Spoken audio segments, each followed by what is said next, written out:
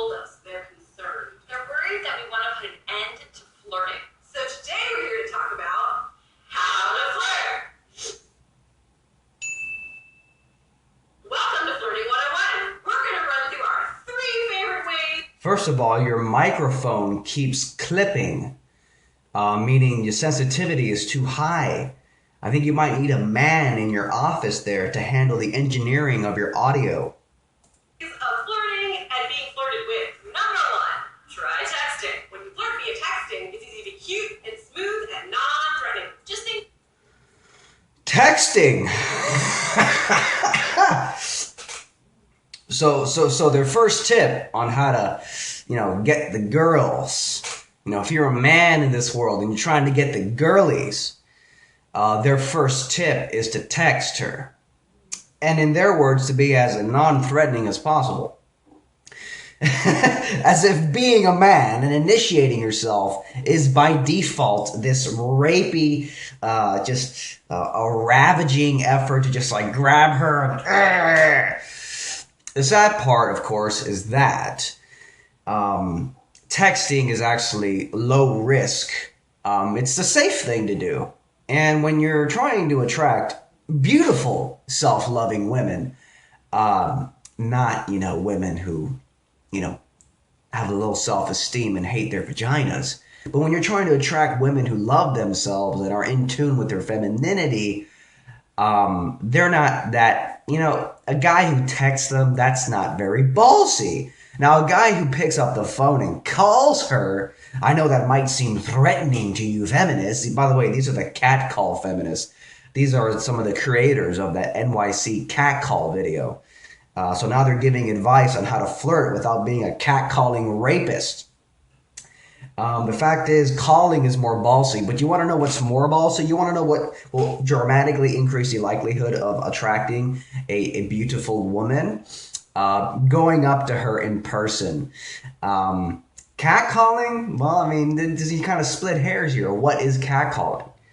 The fact is that catcalling isn't very effective for the most part, but it's not so much about catcalling, it's about how you feel when you catcall.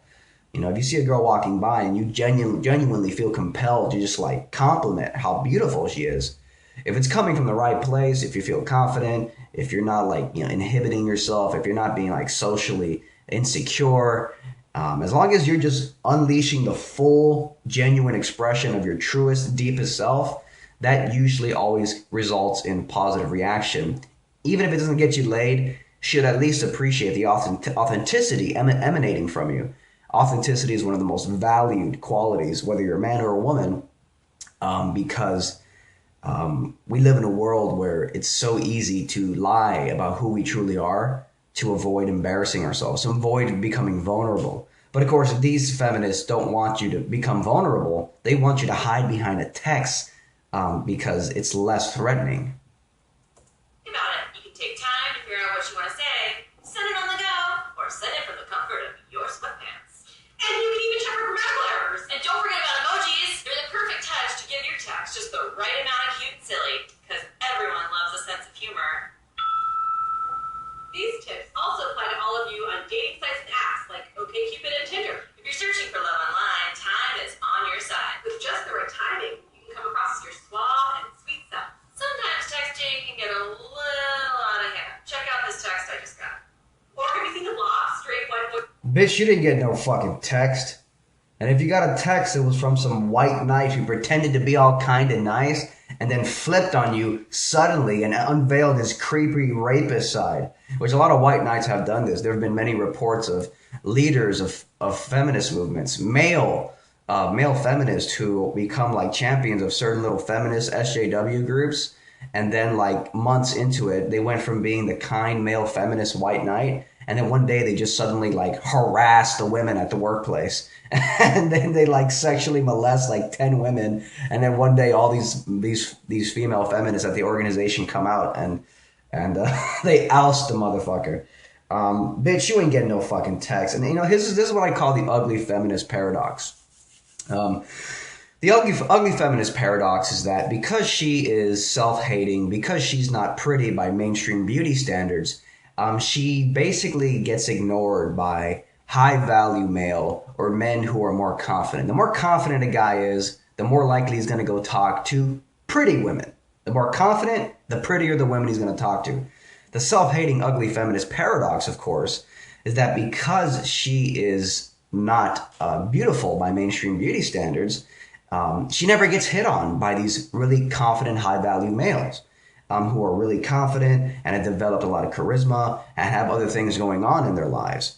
So the fact is that the uglier the woman, the less confident the man who is hitting on her. So these feminists have never actually been hit on by men who know how to hit on women. These women are always being hit on by men who have little to no experience with women, who are so insecure that they can only talk to the fat, ugly feminist. So the fat, ugly feminist perception of men and dating and being hit on by men is by only getting hit on by these low value men. I know that's kind of a fucked up term. I'm just in the paradigm of dating. That's what I mean by low value male. Men who have low charisma, low confidence, who have very little game and don't know how to delight a woman with his presence. So that's the self-hating fat ugly feminist paradox, is that, does she really hate men, or is it that her only experience of men in a sexual context are the low confidence men who are the only ones who would ever try to talk to them? Because the high value, high confidence men, they don't talk to ugly women. They go after the hotter ones. So the ugly feminist only perception of men, especially in the dating context, are just low self-esteem, low confidence men. No wonder feminists hate men so much. They only get a taste of the ones that they don't think are valuable in the first place. Texting. These ladies have been screenshotting anytime a dude's text crosses a line. Like this one guy, he texts, "If beauty were time, you'd be an eternity." What? Or what about this guy? "Text me, please. Why don't you like me? Please, please. You are beautiful. You kill my heart. Text me, please." What? Moving on to number 2. Yeah, it's creepy. Oh, you think it's creepy, feminist? Maybe it's creepy because they've taken your fucking advice on how to talk to women. Maybe it's creepy because the guy is too obsessed. He worships the vagina so much that he has no testicles anymore. Oh, isn't that the whole point of feminism? To worship the fucking vagina? It seems like taking your advice reinforces the shit you don't want from men. But then again, you poor women are trapped in the ugly feminist paradox, so you really don't know what's happening, do you? Flirt via social media. Okay, 2 for 2. The first flirting method they recommend is texting. The second flirting method they recommend is social media. 2 for 2 so far. It's all about texting from a distance, talking to the woman and flirting from a distance through some digital platform. In other words, it's almost like they think men have like a fucking virus or some kind of disease that's contagious. And that if you get too close to a guy, you might catch. This is like cooties all over again. It's like cooties all over again. And again, the self-hating, fat, ugly feminist paradox is that the only men they've ever gotten hit on are by the low-value men with little confidence who can only hit on self-hating, fat, ugly feminists. And so they're just repulsed. Maybe if these girls got hit on by a guy with a little bit of confidence, wow, maybe they'd actually like realize that men aren't creepy. They just only get hit on by the so-called creepy men because those are the only men who have the courage. Their courage level is only high enough to talk to the ugly women. They don't have enough confidence to go talk to the beautiful women.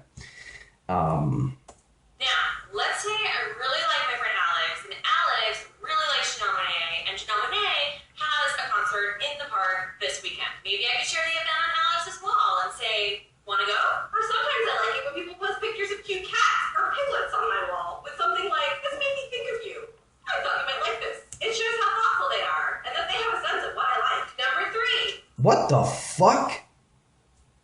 So if I wanna get in your pants, which I would never want to get anywhere near your pants, but if I were to hypothetically want to get inside your pants, your recommendation is to post animal emojis, basically, emoticons on your Facebook wall. That's your advice. So if I want to, the key to your heart is to post little animal cartoons on your Facebook wall.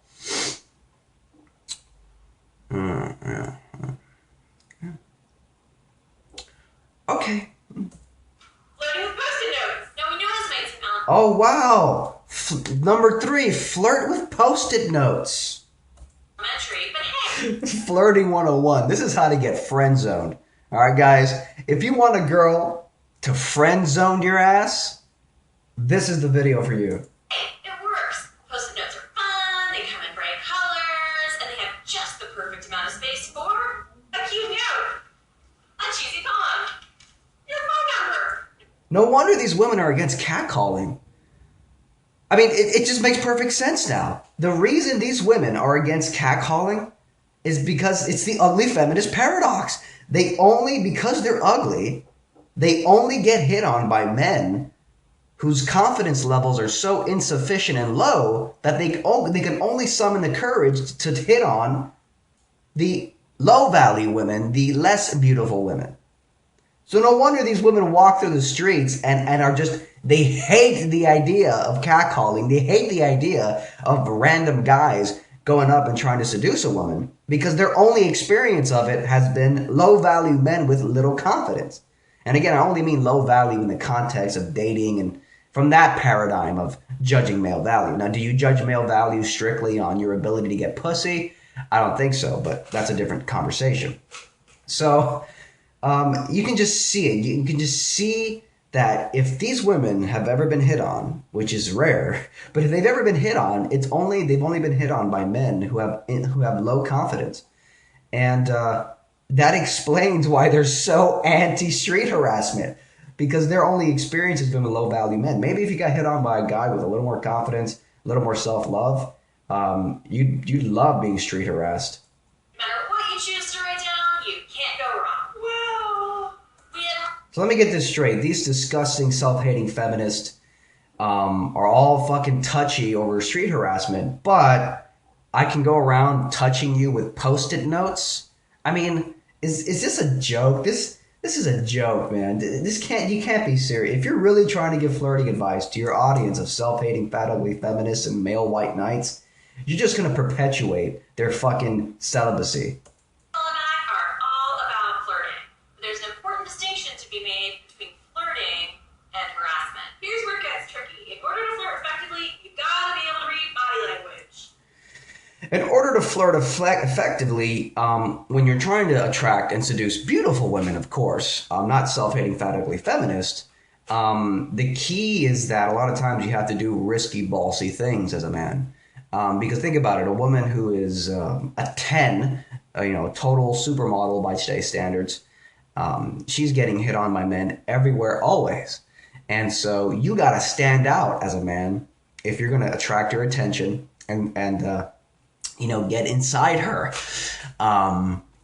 So all this little fucking tiptoeing shit, these idiots, this might work for like some fucking overweight woman who hates herself. It's not going to work with a very beautiful woman. And in fact, really, if you tried this advice on the average beautiful woman, the really, really pretty girls, they will simply friend zone your ass because they'll just see a nice guy to manipulate. After trying one of our suggestions, read the signals of the person you're trying to make feel awesome and special and hot. Are they ignoring you? Do they unfriend you? Do they look uncomfortable? Are they running away? These are all signs that you should stop immediately. But if you're getting smiles, intense... Well, what if she's playing hard to get? If she's playing hard to get, then her apparent resistance is actually her just trying to test how assertive you are because she's attractive to your assertiveness. Do you stupid, self-hating, fat, ugly, retarded fucking feminist, take playing hard to get into account? See, these feminists, the reason they exist is not to help men and to help women and bring everybody up together. They are here to demonize and criminalize sexuality because they never fucking got it.